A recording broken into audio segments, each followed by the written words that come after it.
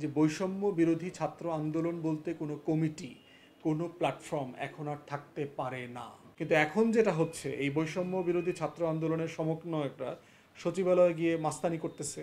আমরা দেখলাম পত্রিকাতে নাম আসছে, যুগ্ম সচিবের রুমে গিয়ে পদায়নের তালিকা স্বাক্ষর করাচ্ছে, কে সচিব হবে, কার কোথায় পোস্টিং হবে, কে কোথায় থাকবে না থাকবে, কে ডিসি হবে, কে ডিসি হবে না, সেগুলো করতেছে।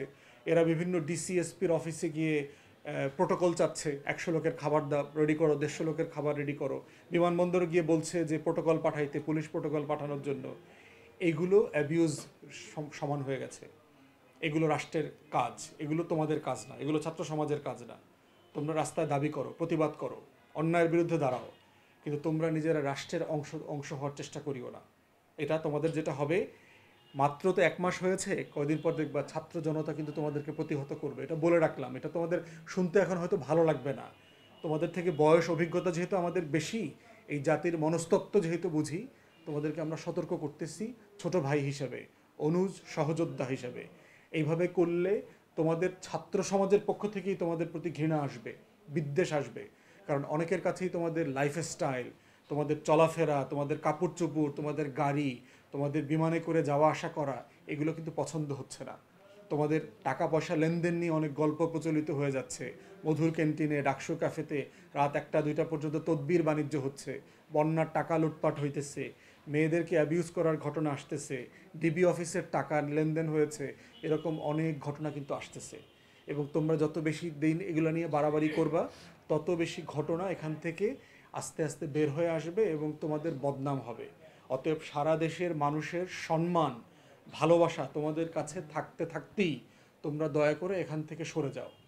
সরে গিয়ে পড়াশোনাতে মনোনিবেশ করো, ছাত্র সংসদ নির্বাচনের দাবি করো, ক্যাম্পাসগুলোকে আবার শিক্ষাঙ্গনে পরিণত করো। এই ধরনের একটা অরাজক পরিবেশ থাকতে পারে না, দেশে চলতে পারে না। তত্ত্বাবধায়ক সরকার গঠিত হয়ে যাবার পরে এই জন্য আমি ইমিডিয়েটলি দাবি করছি এই কমিটি, এই আন্দোলনের ব্যানারকে ডিসলভ করে দেওয়া। কারণ এইটা এখন আর প্রাসঙ্গিক না। যেভাবে আমরা যখন স্কুল পাশ করে যাই, আমরা যখন ম্যাট্রিক পাশ করে যাই, তখন আমরা স্কুলের কথা বলি না, স্কুলের ড্রেস পরি না। আমরা এর আগের দিন পর্যন্ত স্কুলের ড্রেস পরে স্কুলে গেছি, কিন্তু ম্যাট্রিক পাস করার পরে আমরা আর স্কুলের ড্রেসটা পরি না। তো দাবিটা আদায় হয়ে গেছে, সরকার পরিবর্তন হয়ে গেছে, আমাদের একটা পছন্দের সরকার আসছে। এরপরে আমি আবার স্কুল ড্রেস পরে থাকবো কেন? ইন্টার পাস করা হয়ে গেছে, বিশ্ববিদ্যালয়ে ভর্তি হয়েছেন, তা আপনি এখন আবার কলেজের কাপড় পরতেছেন কেন? কলেজের ড্রেস পরতেছেন কেন? কলেজের বই পড়তেছেন কেন? কলেজের টিচারের কাছে কোচিং করতেছেন কেন? এটা তো মানানসই না তো। অতএব আমাদের দাবি হচ্ছে, যেহেতু দাবিটা আদায় হয়ে গেছে, এই ব্যানারটা এখন ডিসলভ করে দেওয়া দরকার। এটা এখন পরিপূর্ণভাবে ঘোষণা দিয়ে বলে দেওয়া দরকার যে বৈষম্য বিরোধী ছাত্র আন্দোলন বলতে কিছু এখন আর নাই, এটা ডান। এই জন্য আমরা নাগরিক কমিটিকে স্বাগত জানিয়েছি। কারণ আমরা মনে করি সরকার গঠন হয়ে যাওয়ার পরে তাদের দায়িত্ব হচ্ছে এখন সরকারের জবাবদিহিতা নিশ্চিত করা। এবং বৈষম্য বিরোধী ছাত্র আন্দোলন থেকে দুজনকে অ্যাডভাইজার করা হয়েছে। তাদের একজন প্রতিনিধি প্রধান উপদেষ্টার সচিব হয়েছেন, রাজনৈতিক সচিব হয়েছেন, বিশেষ সহকারী হয়েছেন। তবে তাদের প্রতিনিধিত্ব তো ইতিমধ্যে সরকারের ভিতরে চলে গেছে। এখন দায়িত্ব হচ্ছে নাগরিক কমিটি যেটা করেছে সেটার মাধ্যমে তারা জবাবদিহিতা চাইবে। এবং আরও অনেক ছাত্র সংগঠন, যুব সংগঠন, স্পিক বাংলাদেশের মতো প্ল্যাটফর্ম হয়েছে, বাংলাদেশ স্টাডি ফোরাম, এরকম যেগুলো হয়েছে, তারা সেগুলোর মাধ্যমে জবাবদিহিতা চাইবে। কিন্তু বৈষম্য বিরোধী ছাত্র আন্দোলন নামে কোনো কিছু এখন আর থাকতে পারবে না। আর এটার সবচেয়ে বড় স্টেক হোল্ডার হচ্ছে বেসরকারি বিশ্ববিদ্যালয়, মাদ্রাসা, জাতীয় বিশ্ববিদ্যালয়। তারা তো এখন আন্দোলনে নাই, তারা তো রাস্তায় নাই, তারা তো পড়াশোনা করতে চলে গেছে। কিন্তু আমাদের প্রত্যেকটা সরকারি বিশ্ববিদ্যালয় কিন্তু স্টাক হয়ে আছে। ভিসি নাই, প্রভিসি নাই, ট্রেজারার নাই, শিক্ষক নাই, ক্লাস হচ্ছে না, পড়াশোনা হচ্ছে না, হলের ভিতরে ছেলেপেলে আছে, মানে যাচ্ছে তাই সময় চলে যাচ্ছে সবার।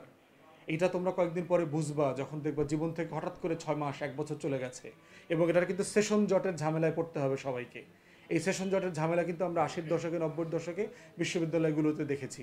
4-5 বছরের কোর্স বের হতে 5-10 বছর 12 বছর লাগতো ক্যাম্পাস থেকে বের হইতে।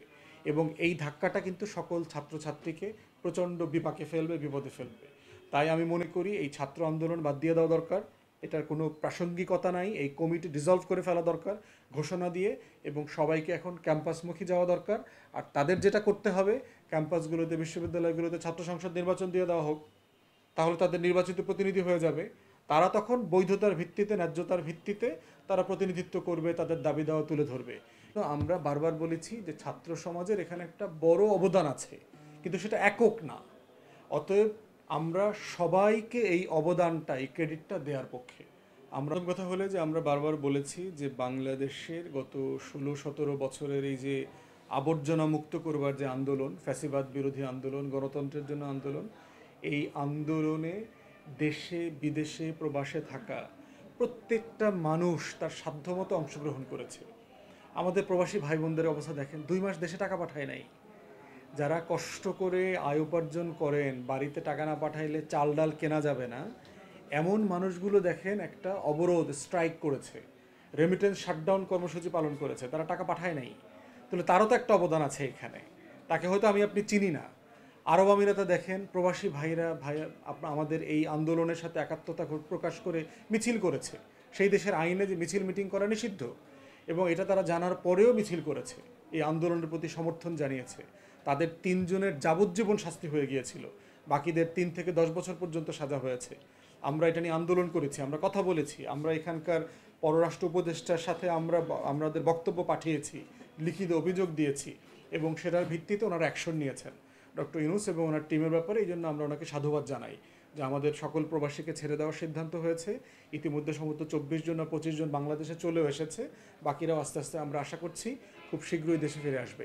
তাদের একটা অবদান আছে। যারা ব্লগার আছেন, ধরেন ডক্টর পিনাকি ভট্টাচার্য থেকে শুরু করে শাহেদ আলম, ফাহাম আব্দুল সালাম, জিয়া হাসান, ফয়েজ আহমদ তাইয়েব, কনক সরোয়ার, ইলিয়াস মোল্লা, এই যে সব মানুষগুলো এতগুলো বছর ধরে চিৎকার চেঁচামেচি করছে, এই আন্দোলনকে মানে মানে গতি দিয়েছে, শক্তি দিয়েছে, সাহস দিয়েছে।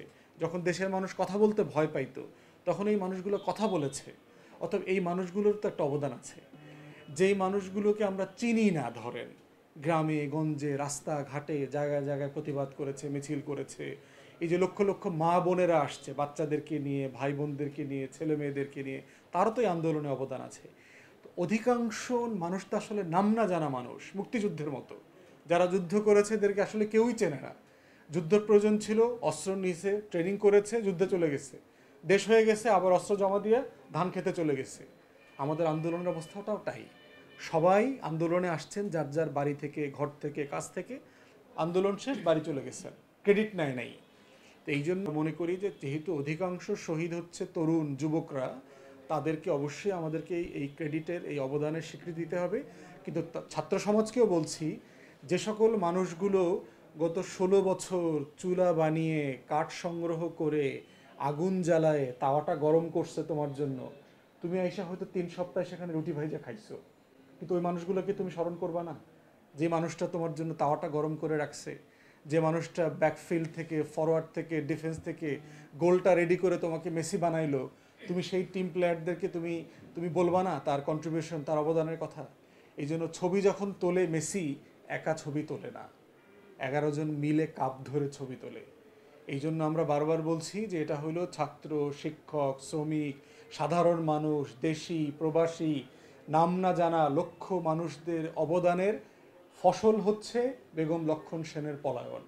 অতএব ছাত্র সমাজকে এটা অত্যন্ত কৃতজ্ঞতার সাথে মাথায় রাখতে হবে যে এটা একক কাজে না। এবং রাজনৈতিক দলগুলো যে রোল প্লে করেছে, পিছন থেকে সাহায্য করেছে ছাত্র সমাজকে, সকলভাবে যতভাবে সাহায্য সহযোগিতা করা যায়, যতভাবে ছাত্ররা সাহায্য চেয়েছে, সকলভাবে আমরা আমাদের জায়গা থেকে সাহায্য করেছি। যখন কেউ কথা বলার ছিল না, তখন আমরা কথা বলেছি। অতএব এই জায়গাগুলোকে আমরা সবাই যেন অস্বীকার করে না করি, ভুলে না যাই। এখন একটা বাস্তবতা যেটা দেখতে পাচ্ছি, যেহেতু বৈষম্য বিরোধী ছাত্র আন্দোলনের একটা দাবি ছিল কোটা পদ্ধতি বিলোপ করা হয়ে গেছে। কোটা পদ্ধতি বিলোপ করার সাথে সাথে আরও কিছু দাবি ছিল, যেগুলো এই তত্ত্বাবধায়ক সরকার আস্তে আস্তে মেনে নেবে। এই জন্য আমি মনে করি